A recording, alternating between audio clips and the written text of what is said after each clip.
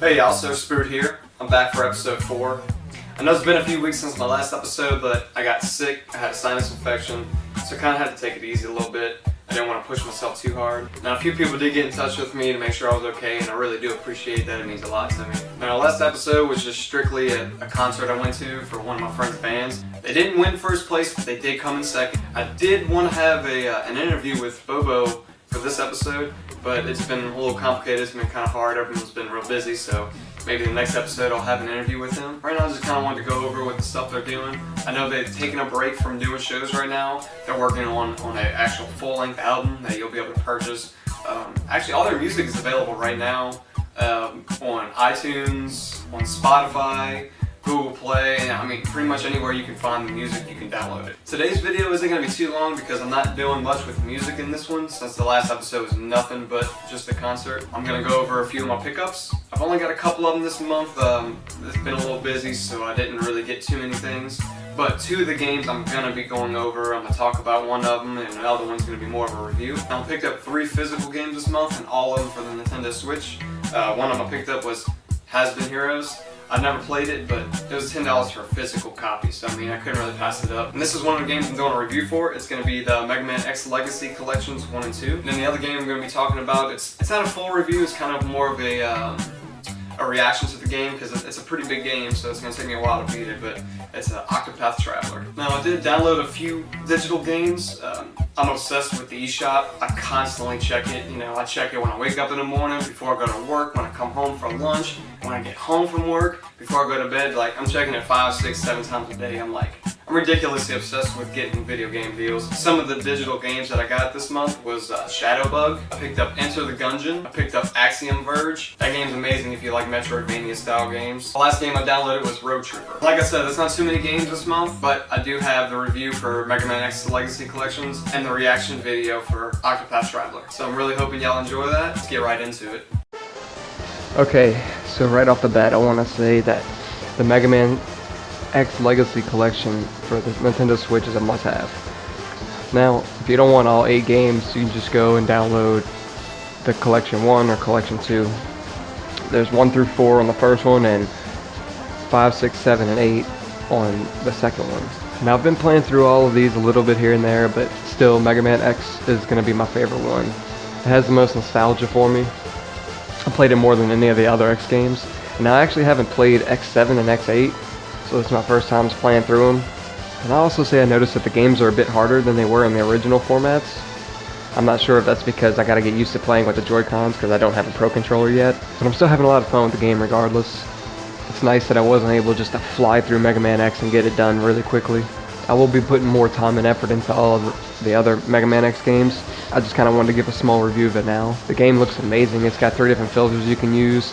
I personally just leave it on filter 1 because it keeps that nice smooth look. It's not all blocky or pixelated. And you can actually play either the English version or the Japanese version of the game. You can just switch it right before you start playing, which I think is a pretty cool addition. And they got all kind of collectibles and stuff you can look at. You can look at gallery, concept art, the trailers they actually aired for the original games.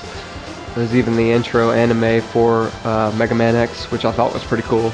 And I mean, for $40 for the physical version, you can't really beat that. You're getting 8 games for $40. And even, like I said, if you don't want all 8 of them, you can download the collections individually, which is $20 a pop. Which still, $20 for 4 full Mega Man X games is pretty awesome to me. And if you enjoy Mega Man, you gotta be crazy to pass up the opportunity to get these collections.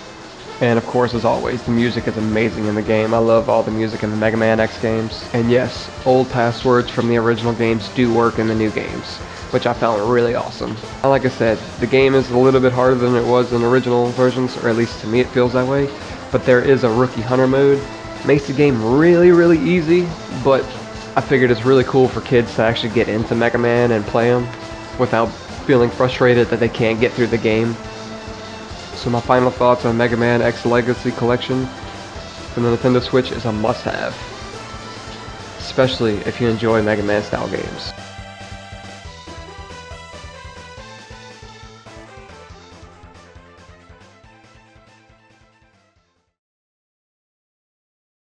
One thing I forgot to mention mention about the Megaman X Legacy Collection.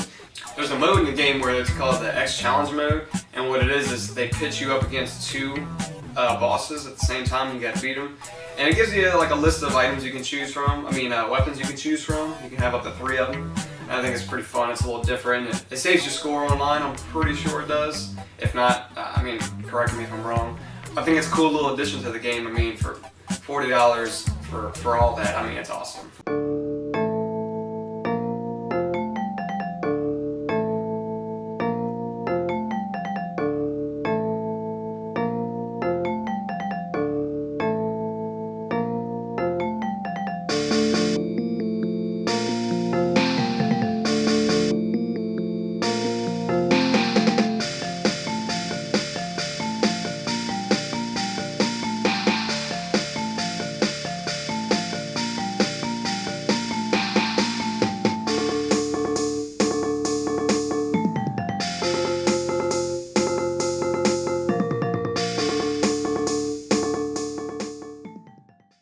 So in today's episode, I want to show you one of the dishes I like to make. I like to call it a pizza loaf, and it's pretty simple to make. You only need a few ingredients, so I really think y'all are going to enjoy it.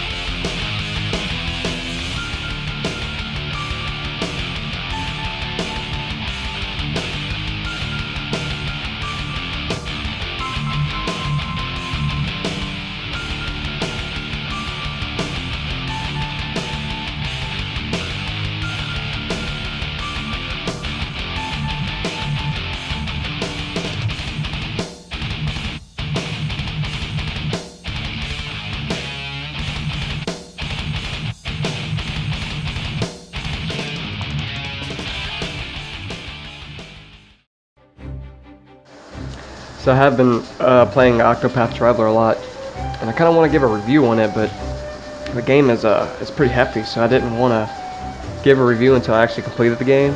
So I figured I'd just kind of give my initial reaction. So far, I've done the first chapter for each character, and there's 8 people, obviously Octopath Traveler, and just kind of want to go over them a little bit. You got Primrose. She's a dancer. She's able to lure people and have them follow you. And then while you're in battle, you can summon them to help you out and stuff like that. You've got Cyrus. He can scrutinize people to kind of interrogate people to find out more stuff from them, and sometimes you're able to find like hidden items that way. And then he can actually study the foes whenever you're in battle, to where it lets you know 1 or 2 of their weaknesses here and there whenever the battle starts. And then you have Hanet, which she's able to provoke people, like kind of like start battles with people and use her animals to take them down and stuff like that. And she's able to capture a lot of the creatures you fight, and then convert them back into warriors for you, to where you can use them in battle. You got Ulbrich. He's a warrior. He's able to challenge people to battles, kind of like with Hanet with her provoking, but instead he, obviously uses his weapons. You have Elfin. He's an apothecarian. He's able to make like potions and poisons and stuff like that. You find like the items as you play the game, and you can, in battle, you can combine them and stuff, and then use those to fight. You have Tresha, the merchant. She's able to buy things off the NPCs around the world and stuff like that, which is pretty cool, because she's able to find items that you aren't able to find in stores, or sometimes cheaper than you're able to find them. She can also buy like different warriors to fight with you in battle. You just use some of your gold and they'll jump out and start fighting for you. You have Therian, the thief, which is kind of almost like Tresha, but like instead of buying the items, you have a chance you can try to steal it from them, which I thought was really cool. And then you have Ophelia. She's a Cleric, and she does more of the holy damage when it comes to like magic and stuff like that. I haven't used her too much, so I don't know too much about her, but I know you're able to get people to follow you and stuff with her as well. I'm having a lot of fun with the game. I think it's beautiful. The art style is amazing. Just the mixture between 2D and 3D is it's beautiful. The water is beautiful. The sunlight. I can't get over how awesome this game really looks. And the gameplay is a lot of fun too. I mean, it's a turn-based game, but I like how each enemy's got their shields, and once you break them down using whatever they're weak against, they get kind of stunned, and you can do a lot more damage to them. Each character has their own job, different classes and stuff like that, but as you're playing the game, you can find more and equip them to your characters.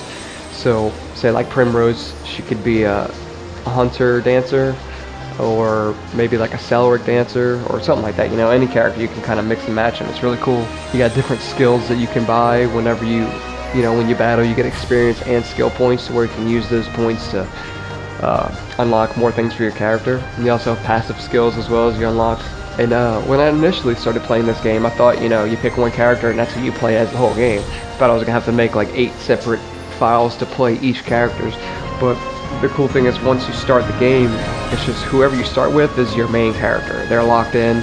You can't switch them out in your team and stuff like that.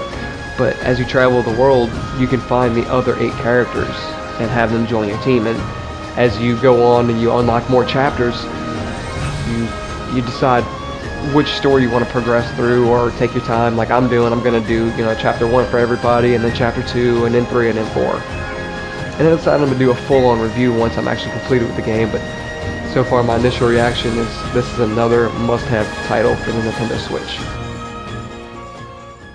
Oh, almost forgot. I wanted to announce the winner for the $25 GameStop gift card giveaway. It is a guy named David. He's from Kentucky. So congratulations, David. I'll be sending that gift card your way. That's going to be it for episode 4. I hope y'all found something y'all enjoy. If you did, go ahead and hit that like button, hit subscribe, and that notification bell, so that way you can get notifications for the next episode. And I'm trying to get on a good track to post these videos up regularly. It's a little rough trying to juggle a channel with a full-time job and a family, so I'm going to do my best to keep these videos pumping out. And see y'all in episode 5, so Spuot out.